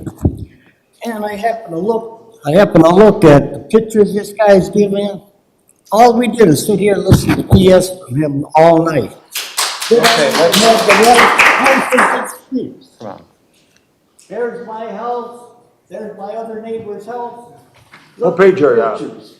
Huh? Yeah, What page are I got you it up on? on I think it's the, 13. I got it up on the 13? screen right now. That's him sitting in a car taking, and my wife, We can't my hear you. wife's a gardener. She's out there 12 hours a day. And there has never been no one come and put a crane up in our court and take pictures. We're out there on the berm everywhere all day long. And the berm's only about 5 feet, maybe 6 in some places. And like she said, I can look out the bedroom and all I see is the sign. Now, he said the light would go to the north. You know, no light would go to the north. Well, we live to the south, so we're gonna get all that light coming from them signs. Didn't he say that there'd be no light going to the north when he gave this presentation? We live south, so all the light's gonna come our way. It's your job, and I'm here voting every year, to make sure they don't put no signs up in our area. And if you don't do it, this is just the beginning. We'll go house to house and make sure you guys don't get elected next year. Thank you. Thank you. Okay, anybody else at this point? I think we've covered the waterfront here so far, so let's, okay. Yeah. You're next. You're next after this gentleman. Oh, I'm sorry, No, you're next. close. My name is Brent Hall. I'm at 48695 Timbercrest. I live right across the street from Joe. I moved to Plymouth Township 10 years ago, and I had a choice between Plymouth, Northville, Troy. We were looking for a new residence, and the only reason, literally, the factor that changed us to Plymouth Township was that when we were looking for homes and we were driving through neighborhoods, people had people had no clue who we were. And I was just driving through, in previous neighborhoods, they would think you were a stranger, and I had actually people wave to me.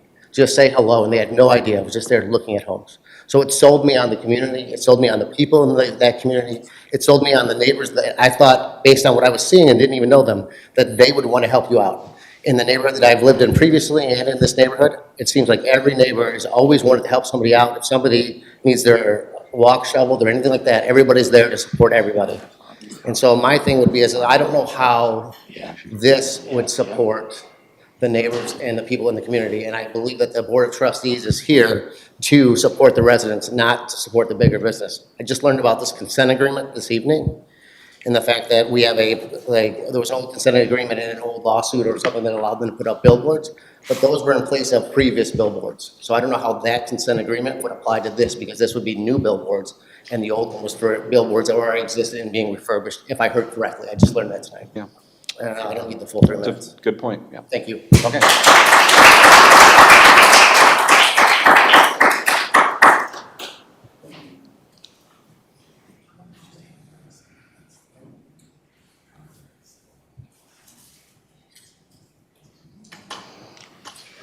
My name is Linda Hours. I live at 14226 A Drive. I live in Plymouth Hills community. We meet again. This has absolutely no place in Plymouth Township. Plymouth and Plymouth Township are highly regarded communities to live in. We enjoy the benefits of beautiful parks, wonderful librarians in the library, school systems. You do not live in this community. You do not have a billboard a stone's throw away from your home, Okay, as this would be in mine. Let's just direct the comments to the board. We're not, This is a massive, intrusive, obnoxious monstrosity which will destroy the peaceful enjoyment of my incredibly humble home that I have lived in for 11 years in Plymouth Township. I have no money to move anywhere else. I love my residents. I love my community. I love my neighbors. This is the wrong place. Why didn't you put this or consider Godfredson, which doesn't have immediate, beautiful family communities literally nearby? If you would like to buy my home for $500,000, I would consider, so I could move out. But I love this community. I love it. It's people, it's everything of the American dream. This destroys my peaceful enjoyment of my home, my quiet, humble, light-free, quiet, dark home every night when I lay my head on my pillow. I don't want any intrusion. I've worked hard even to maintain my residence. And as far as toxic chemicals, I have no need for that. I am so sorry that you suffered with cancer. Certainly you understand what chemicals do to people. And the effect on the beautiful wildlife right across the street from me can't even be calculated. The width of this sign is going to be obnoxious. This is the wrong place. There's not enough vegetation to hide this monstrosity. I'm appalled that this is even proposed for this area. Thank you for listening. Please, I beg you, do the right thing. Do the right thing. we're going to closed session. We're not done yet, John. We got a long way to go. Dean Johnson, 48696 Timbercrest Court, one of the most impacted people in here by this. Tough acts to follow on that. I just wanted to correct some misinformation. Those pictures that they presented were taken in the street, which is 3 feet below the front doors in most cases of those houses. And as she stated, we're sleeping at night when these things are going to be shining into my bedroom, my daughter's bedroom, we're sleeping 16 to 30 feet above grade in some places. I guarantee you that sightline for these giant mega screen TVs shining directly into our window is much different. We also kept referencing the mature vegetation on the berm. The berm is non-existent in some places, and the mature vegetation is incredibly sporadic. In some cases, it's trees where the leaves fall off during the winter months. Direct view of the billboards. In other cases, with the mature pine trees, there's giant gaps in between. So the question is, yeah, it's going to be blocked by some of the mature vegetation, part of it. In between, I'm still looking at all of it coming in. And it's just, when I moved here 10 years ago, I made a sizable investment in Rolling Oaks. And I thought that it would be a given that the township would take care of me and say, you invested in us, we're going to promise that we're not going to shine a 672 square foot spotlight directly into the room where you sleep and your infant daughter sleeps. And I'm imploring you guys to follow through on that agreement and fight this as hard as we can. Okay. So,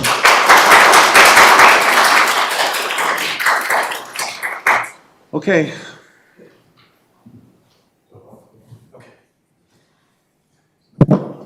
Thank you. I'm Michael Capo, 13641 Hilltop Drive in Plymouth. I'm the interim board president for Rolling Oaks. And I apologize first and foremost to all of our neighbors. I just found out about this yesterday. And realistically, I'm going to use this excuse because I use it every day at work. I have 2 under 3, and so we barely sleep at home. Needless to say, I found out about it yesterday from my neighbor, Steve. And it was actually Linda Hours, I think, that put it up on Nextdoor app. From there, we've had probably hundreds of responses, then went on our Facebook app, and so everyone in both Plymouth Hills and Rolling Oaks are really concerned about this. Realistically, we didn't know about it because we're not within, I think it's the 300-foot rule. So no one in Rolling Oaks really knew about this. Well, so let me just, Sorry, go ahead. and I'm not going to deduct from your time. Sherry Parmelchuk, who is our building director, office manager, she sends out the notices for the zoning board. She said that it was sent out to well beyond the 300-foot, and it went to, quote, all residents who backed up to the freeway. Oh, okay. And I know she's watching us live right now, so if there's a change, let me know. And again, I just want to state for the record that a board meeting to discuss a pending litigation like this, frankly, is unprecedented. It is. I've never seen a situation where you bring in a litigant to engage the board on a potential resolution of a lawsuit. So we're taking a bit of a professional risk here tonight by doing that. The notice requirements for this board meeting are not the same as they are for a zoning board meeting or a planning commission meeting. But we do comply fully with the Open Meetings Act. We actually post our agendas typically the Friday morning before the board meeting. And that's never happened in this township before. It never happened with the previous clerk either. I believe because I was the guy in the audience for many years. And, we would have to wait late at night until, Sunday morning or Monday morning until she posted the agendas. Because they dealt, that's how they rolled back then. We don't do that now. So appreciate it. I just want to get that on the record. Thank you. Yeah, and I hope you don't take this as a shot against any of you. No, put it on me for having babies. But I want to clarify that, but I also want to clarify some of the misinformation and slander that's been leveled against me by the former clerk of Plymouth Township, who knows better. Got it. Thank you for that. So I'll give you 3 minutes again, since I stole your time. Before we move off of that. Sure. How many of you got the ZBA or the planning commission notice? Where do they all live? Right there. Well, but Chuck, we went above and beyond that, okay? We went above and beyond that. We're going to look. We don't have to do it, but I'm just saying, as a lesson learned for the future. Step down? We could confirm that the people most affected get it. In addition to all the other publications and postings that we did, which are required by law, so. So we are, sorry, no, this guy's got the floor and we've already dominated him, so why don't you start over, pal? No worries. I'm going to make it actually pretty quick. So just a quick request of you. And just so you know, in full transparency, I lead a media sales team, right? So I'm not someone who doesn't understand the importance of advertising, right? Whether it's in print, digital out of home, I get it. I completely get it. But one of the things that I think is really critical here, and we're all kind of dealing with this in the media industry, a little bit different for digital out of home, but it's the issue of PPI and privacy, right? And this goes beyond it. But the big question I do have is, from the studies that you did within the courts, do you have any pictures you can share with the board or with any of the neighbors of any impacts that would be? As you heard from some of the neighbors, when you go up to that second level, it's about 30 feet up, looking outside those windows. You're looking over the freeway in a lot of those instances.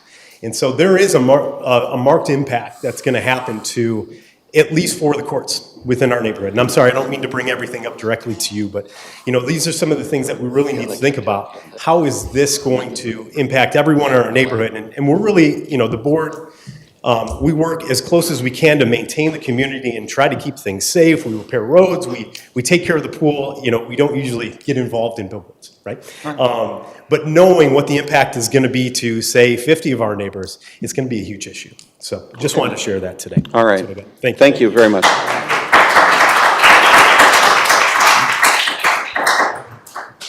Okay, the lady behind you has not had a chance yet. Do you want to speak on this issue or something else? Okay. Just 15-second rebuttal. So, Well, okay. I know it was said that everybody backs the freeway got a flyer. That has been denied. There's more people here impacted than the people that back the freeway. More, and I know your out was, legally we put this on the website. If you're really saying that something as major as this, we're not talking about adding a stop sign or a speed bump, something as major as this, your obligation to inform impacted people is that every Friday I got to wake up and see what's on the agenda for the township. You're not doing your job.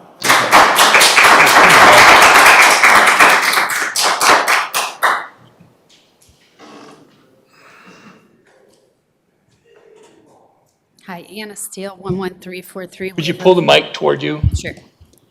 It's the short thing. Anna Steele, 11343 Waverly Drive. I will not be impacted by this, but I do want to congratulate you, Bob. I did have a question if you'll be on the Planning Commission as well, so you can always shoot me an email because I know you have my email. Yeah, we haven't even discussed that. Okay. Couple things. One, I didn't hear a lot about noise generation by the signs. I don't know anything about those kinds of signs, but I do know that light does emit sound.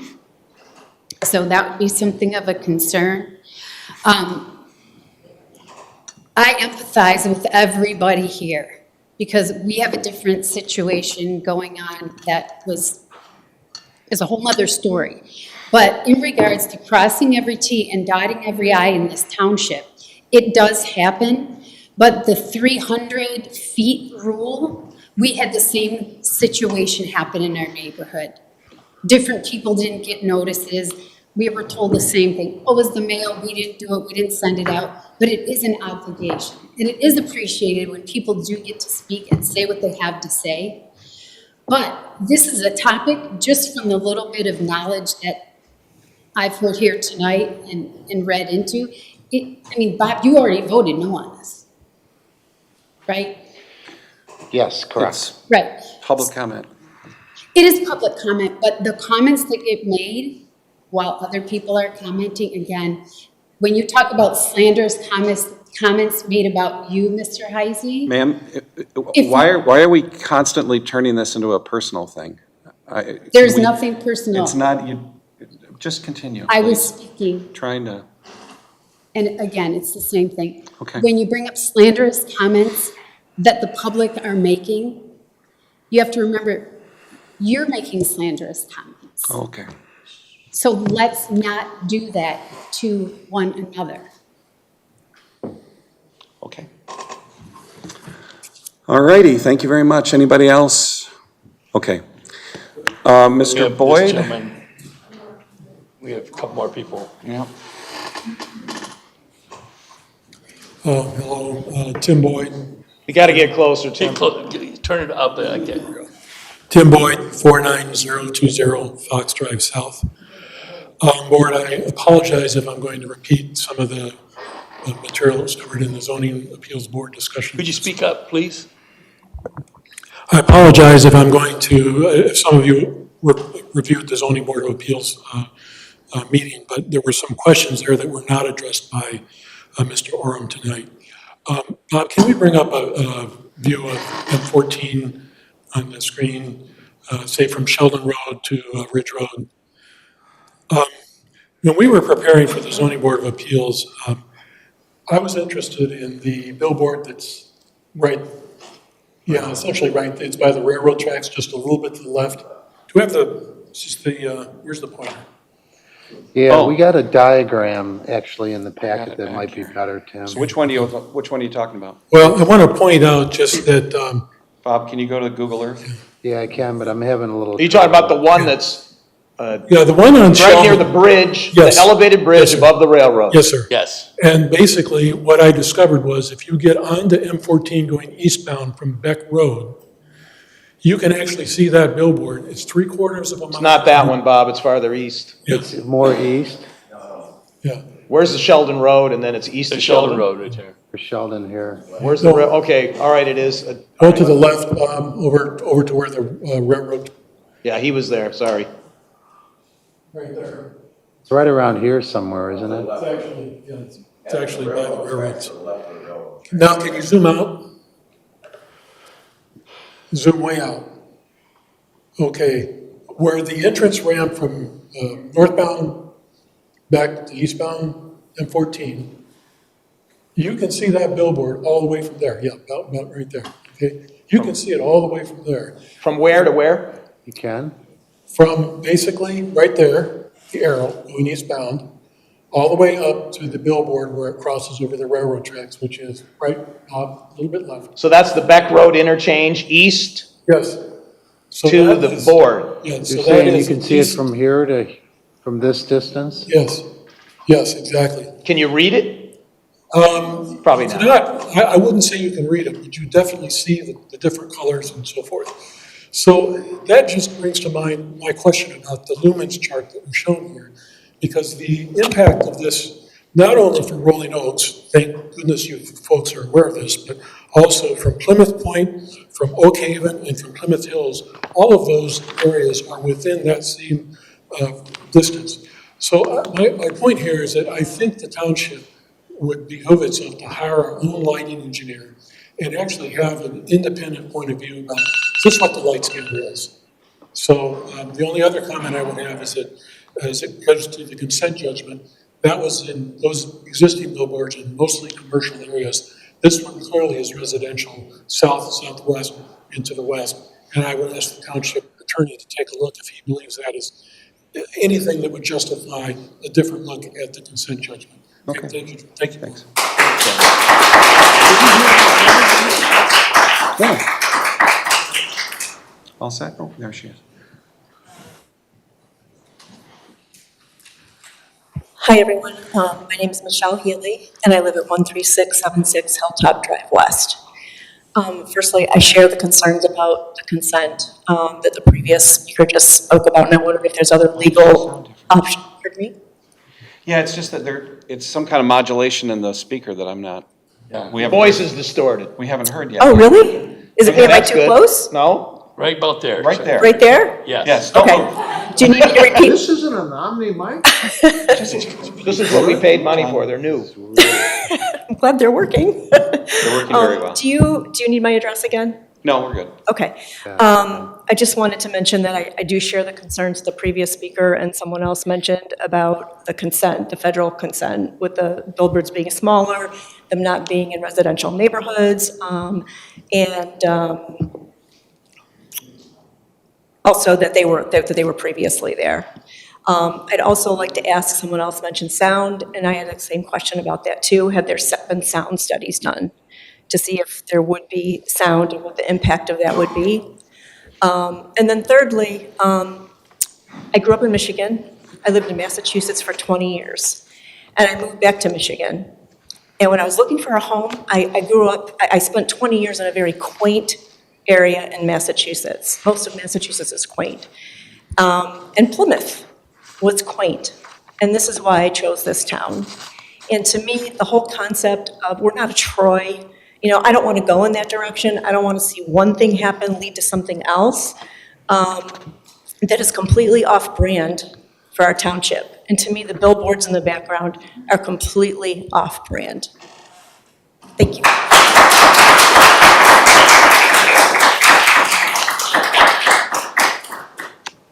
Come on up. Hello, good evening. My name is Suresh Jalali. I live in 13971. Get closer to the mic. 13971 Oakland Court. I do see my house is impacted by this billboard. There are 2 points I wanted to say. One is billboard, I see there is a comparison with a candle, but candle is different than a flickering candle. A billboard, I see it as a flickering candle. You cannot sleep with the flickering candle. Forget about sleeping. You cannot do anything. It distracts you. You don't get any focus because at the night, we had a candle in our bedroom. I cannot stand even 60 seconds with that. With the flickering candle, I had to ask my wife to turn it off first. Other thing is, we get some noise, freeway noise from M14. It is even more in the summertime, but that's okay. I have a hope with these electric vehicles, we got finally a solution for the noise. But with this light, I don't know what is the solution. We don't have a solution as of now in this world. So I strongly oppose this. Okay. Thank you.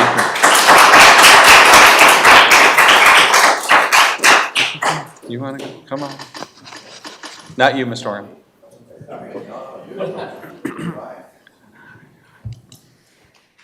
So, full disclosure, I'm on the zoning board of appeals.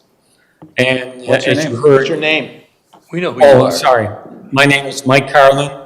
I live 10842 Brooks Lane, and I'm nowhere near close to this, but one of my biggest concerns, and by the way, I think everyone did a great job in explaining what their issues were, and I agree with 99.9%. But one of the issues I was really concerned with, in addition to eye pollution, my concern is safety. And I think someone mentioned it once, but M14 gets a whole lot of accidents. And do we need any more distractions, especially when it's on a curve? So, if anything, anyone who's driven M14, it seems like a week doesn't go by without some kind of serious accident over there. So, even though MDOT approved it, I know that, and I don't understand why, but that would be a big concern of mine. Thank you very much. Okay, thank you. Okay. All right, ready to move on? Okay. Yeah. So what we're going to do is, I think we're going to go into closed session shortly, and then we'll decide what we're going to do next. And our attorney will be on the line again for that session. Demopoulos is not here in person? No, Kevin Bennett Kevin is on the Bennett, no, phone. he's online. Yes. I would like to, one sentence, I would like to particularly thank the representative from the zoning board, and then my contemporary and colleague, Mr. Boyd, from the planning commission. That's precedence, and that explains why you voted how you did. Thank you for coming here tonight. Please don't be shy about identifying those respectable groups. The planning commission and the zoning board are doing what they should be doing. Okay, well, no, we still have public comment on non-sign issues. So is there any other public comment on non-billboard sign issues? Yes. Just, how do we, if you're deciding this tonight, Yes. how do No, we're we not. find out what We're- you're deciding? Well, what we're going to do tonight, we're going to go into closed session with our attorney, and what we will do is we're going to provide direction for the attorney on how we would like him to proceed. And if you would, you could, I don't know how much of this violates attorney-client privilege, but I would have to think that over myself. Because I'd like to tell you what we're going to do, but I'm not sure how much I can tell you, because it may jeopardize our lawsuit, against the billboard company. So let me think about that one. Send me an email anyway within the next couple days, and then you can talk to me directly, okay? And then I would hope that you can ship it around to other folks in the neighborhood. Okay, well, yeah, Let's go on the, How can you make a judgment tonight? We're not. You have not got the truth out of this. okay, all right, we've done our homework, we've questioned the individuals, so we're good, we're Well, good. in that vein, Chuck. do you want the plaintiff to say anything in closing? Or I think we've said All right, we've said you're done. enough, and Okay. I think we can proceed. So All right. we're at the non-billboard, public comment portion. Mr. Zantop. Is there more public comments at the end of the meeting, or is this the last time? This is the end of the meeting. Okay, I neglected to mention that Dan Callahan was the next highest vote getter, and I got a message from Mr. Vorvik, one of his biggest supporters tonight, that's not happy because she said that Sandy Grove took over for you a lot. It's one of your biggest supporters that's not happy with what she heard you All say right, tonight. this is very argumentative and Okay, not productive, thank you. so, okay, let's, John, we're not done yet. we got a motion to go. No, we Let's get a have motion. board comments, so, Bob, do you have any board, Mr.? I'm ready for closed session. Okay, you're ready for closed Thank session, you. is John Stewart? Same. Okay, Jerry Vorva? Fine. Okay, Chuck Kermy, any questions? This is Nothing. board comments, okay. So we are going to meet again, hold on, everybody. We are going to meet again next week. That is our regularly scheduled board meeting for May 10th. We're going to have the new contract for the new police chief. We have some other items from the police department as well involving Chief Tidrington, and then there's a special investigation that you would like us to finance as well. And we'll talk about that on May 10th. The agenda will come out on Friday morning, like it always does. Okay, then. Time is now 9:02, and I move that a closed session be called for the purpose of an attorney consultation on specific pending litigation, International Outdoor Incorporated versus the Charter Township of Plymouth, and settlement strategy in accordance with the Michigan Open Meetings Act, Section 8E, MCL 15.268, subsection 8. Is there a second? Second by Trustee Stewart. Mr. Clerk, please take the roll.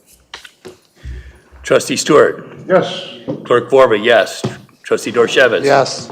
Trustee Kermy. Yes. Supervisor Heisey. Yes. Motion carries. May we take 5 to 10 minutes? Sure. Yes. Absolutely. Okay, so we're going into closed session. Have a nice night. Hey, Jerry, you